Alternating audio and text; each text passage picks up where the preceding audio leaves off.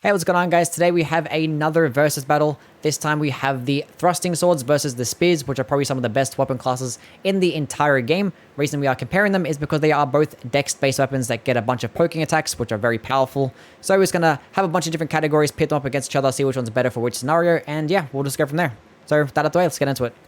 Starting off with variety, we have the thrusting swords. Now, this does not have good variety whatsoever. What they do have is a bunch of weapons that can be infused, and only one that actually cannot be infused, which can be kind of cool, but the one weapon that cannot be infused doesn't even get a unique Ash of War, so it does lack a lot of variety in that regard. There's nothing for intelligence, faith, or arcane unless you're going to infuse. It does have some stuff for a status effect, procs, so things like Scarlet Rot and Frost, which is okay. Something that has a projectile attack with its heavy, some stuff that have differing movesets in the estoc and the Regier's Rapier.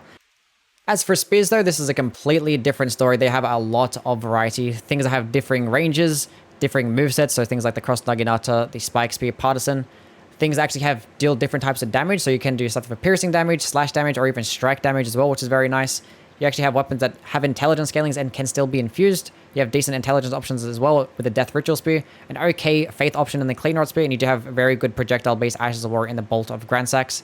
So overall, probably still end up giving this an S tier despite it not having like an arcane or a poison type weapon, but you can't really complain with what we actually have here. Okay, next up we have the movesets to talk about. Now, we're just going to cover the basic and generic movesets, not going to talk about anything that's unique. But with that being said, poking attacks are very strong, but that's literally all they get. There's just nothing but poking attacks.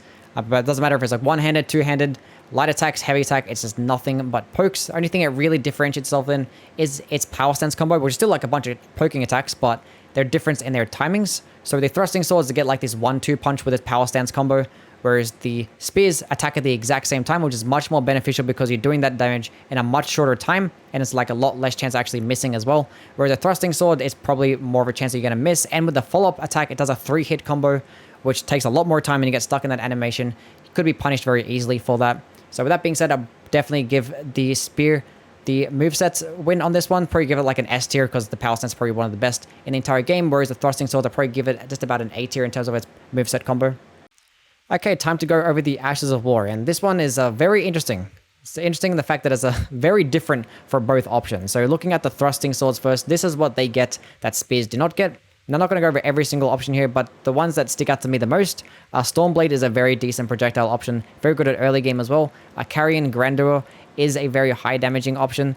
It can be good at end game in terms of like melting a bunch of different bosses. However, it does have a long casting time, which is why I don't really like it that much. Lightning Strike is a good option for a buffing weapon, but Bloodblade and Bloody Slash are the things that concern me the most because they're both extremely good in PvP. So it does limit the spear usage in terms of having a decent bleed build.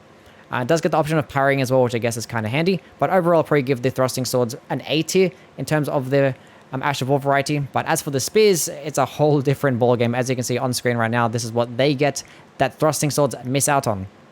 Now, just talking about the ones that stick out to me the most, Spinning Slash is very, very good because it's a good way of staggering enemies, especially if you have a smaller base weapon because it staggers them very nicely. Swords Dance is very nice, high damaging, good range, especially paired with a spear.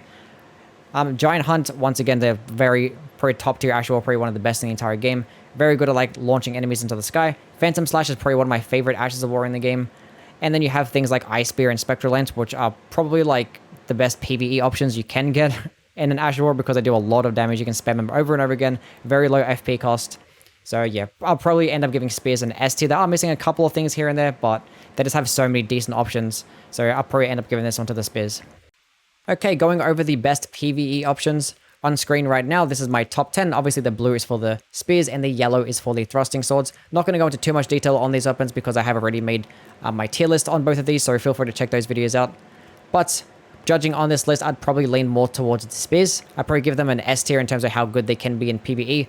And then for the thrusting swords, I'd probably give them an A tier. But looking at my top options, we have the Bolt of granssax, which is just an absolute broken-ass weapon. It has a lot of range. Its Ash of War just is a sniper pretty much that does an enormous amount of damage, and it comes out very quickly.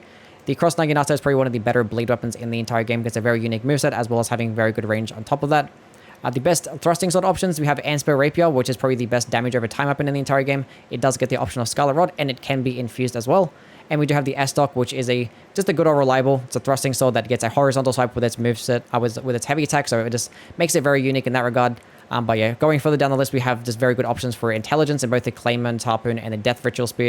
And then going further down the list for the bottom end of the thrusting swords, we have Reduced Rapier, which does have a very unique moveset, and the Clean Rot Sword, which is just a basic generic thrusting sword that does get the most range, and it gets a very good damage as well. Okay, now time to go over PvP. Here is my top 10 on screen right now. Not going to go into too much detail because once again, I have done my tier lists, but I'd probably lean more towards the spears once again in this list because it is a little bit more top heavy. I would probably give them both an S tier though because poking attacks are just absolutely incredible. But spears are probably just a little bit better because the power stance moveset is just absolutely insane. And when you look at things like the cross naginata and the pike, they definitely benefit off that. Cross naginata being one of the better bleed weapons, and then the pike just having an absolute enormous amount of range, probably the longest range weapon in the entire game. It's absolutely ridiculous. Look at the best thrusting sword options. You have the estoc and the antspur rapier. Estoc, once again, good or reliable, and antspur rapier is just very good at proccing Scarlet Rod and does any type of damage over time build. But looking at some things that might be a bit unique, look at the frozen needle. This is probably one of the more underrated weapons for PvP because its projectile, or it's because its heavy attack is a projectile attack, and it can be used with the feint attack, so it is very handy in that regard. You can spam it over and over again. Definitely cheese a lot of different enemies. Look at things like the bolt of granssax. It is more of a PvE option, but if you take it into things like invasions and arenas, it's probably going to be your best option because it does a lot of damage, and if you're trying to hit somebody that's not really looking at you, it's just going to work out. But in dueling, it's not really that useful in that regard. But yeah, PvP, it'll probably end up going to spears. But yeah, that pretty much concludes it for this one, guys. Here's the final score. I was not really expecting a sweep, but we got the sweep. Not to say that thrusting swords are bad at all. It's just that they had the misfortune of being paired up with the spears, which is probably the best weapon class in the entire game. But yeah, as always, please do like and subscribe. Let me know down below which ones I should compare next. And as always, please do follow my Twitch channel because this is where I do my tier list and my top 10s as well. But yeah, catch you on the next one, guys. Bye.